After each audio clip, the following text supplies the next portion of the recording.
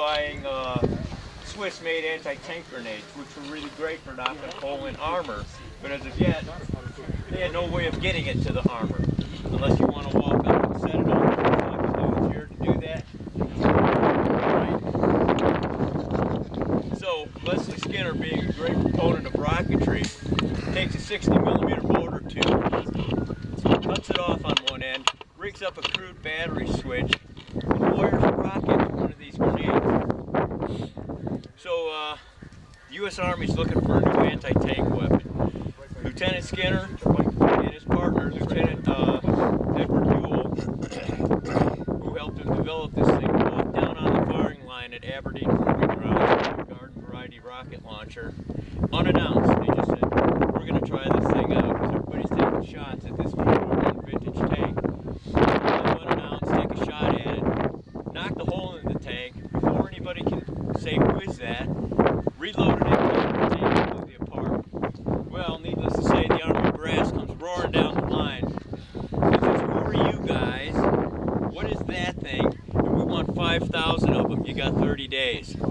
He bypassed all the red tape, all the contracts, all the payoffs that had to be done. And Skinner got his butt in a little bit of a sling for that, but 89 minutes before that contract ran out, the first ones were loaded onto the boats headed for North Africa.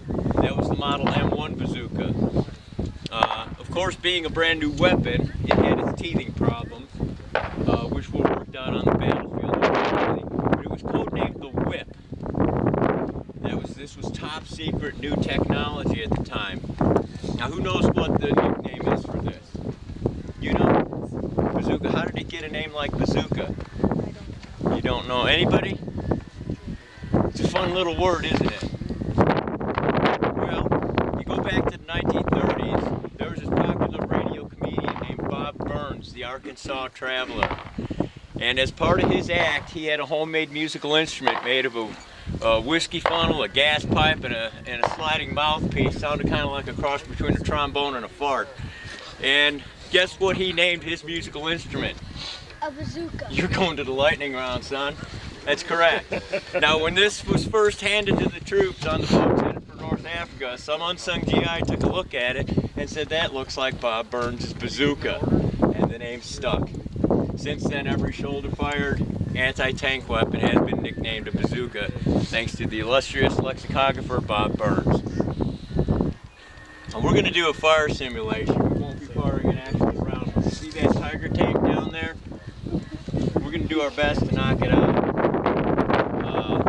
This launcher doesn't actually launch anything, and like I said, we're going to do a simulation. Hopefully, the battery is good, and everything goes according to plan, and I'll save you all